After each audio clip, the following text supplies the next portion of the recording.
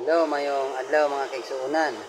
Since nahuman na gyud nato ang pag-discuss may tungod sa two major properties of sound o duha ka major properties sa sounds, mupadayon ta sa ato ang pagtuon. Ang atong paghisgutan karon is o ang atong discussan karon is may tungod sa musical clef. Kung unsa ang musical clef o unsay gamit sa musical clef. Unsa man ang musical clef? Ang music clef is a symbol placed at the beginning of a musical stuff. So ang musical clef is a symbol nga naa namutang sa pinakauna sa musical stuff. Ang musical stuff, as a review, mao maning 5 lines, 5 horizontal lines, and 4 spaces. So, ang clef is a symbol placed at the beginning of a musical stuff. Unsa iyang gamit? To indicate which pitch, unsa nga gitas-on o giladmon sa tingog is represented by its line and space of the staff. Dato ipasabot. Ang musical clef, ang gamit sa musical clef, muna siya mo indicate o muhatag o fix nga pangalan sa notes nga nahamutang either sa line sa staff or sa space sa staff. Like for example, kaning ato ang example dire nga G clef. Ang G clef, tungod ani nga G clef, ang notes nga nabutang diri sa first line sa staff nakabaton og fix nga pangalan nga F nga dili na pwede nato usbon kay maunay iyahang fix nga pangalan tungod kay ang gahatag niya og fix nga pangalan mao kining clef. Og ang notes nga nabutang dire sa second space sa staff is nakabatunog pangalan nga la tungod sa clef. Kay kung mausob ang clef, mausob usab ang pangalan sa note nga nabutang either sa line o sa space sa staff. Like for example ani nga clef. Kani nga clef is different ani nga clef. G clef ni siya is bass clef. So tungod sa clef, kani nga notes nga nabutang sa second space sa staff, which is la diri sa G clef, nahimo na siyang do kung ari siya mabilong sa F clef.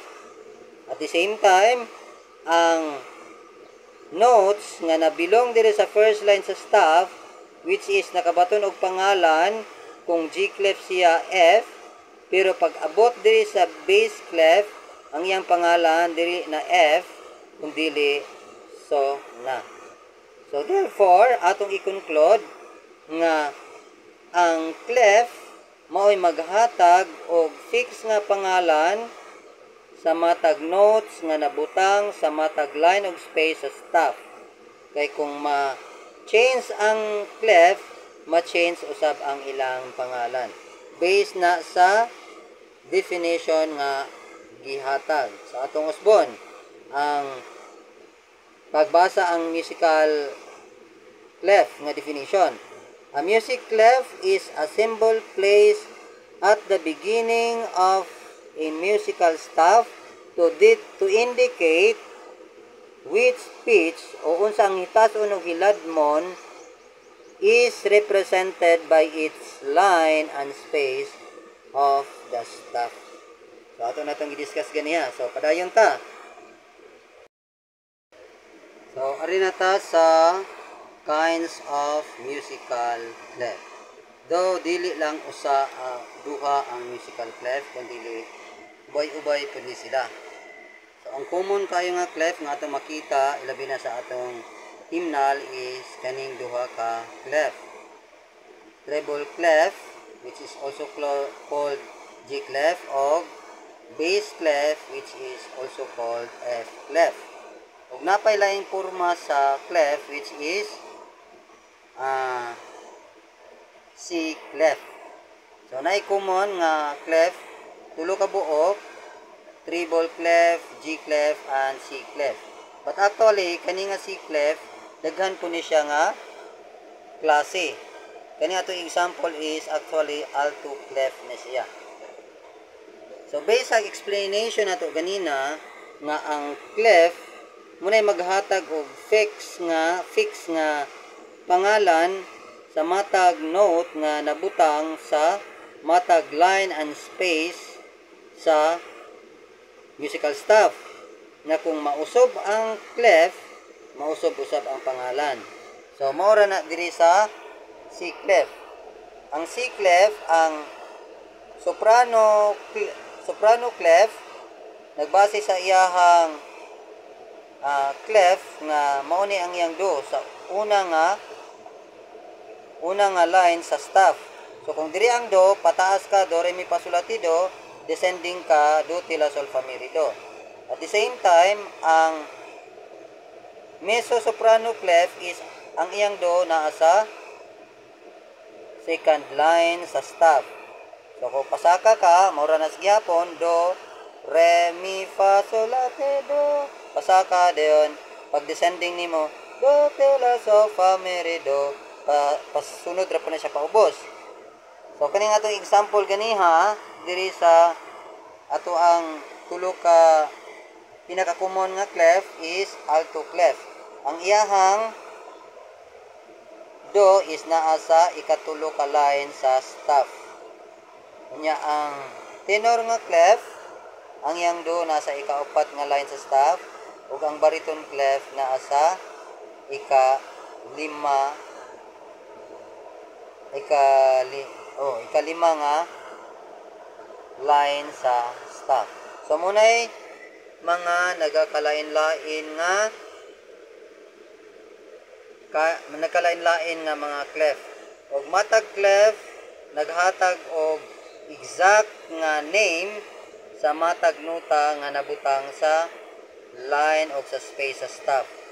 Lain nga clef, lain pud ang ilang name. Og atong i-take up jutay kani percussion, though dili man ta mo gamit ani kay matagamit og percussion, pero for the sake ra sa ato ang learning, ato siyang i-discuss jutay. Ang percussion nga clef is inani siya porma, simple ra kaayo.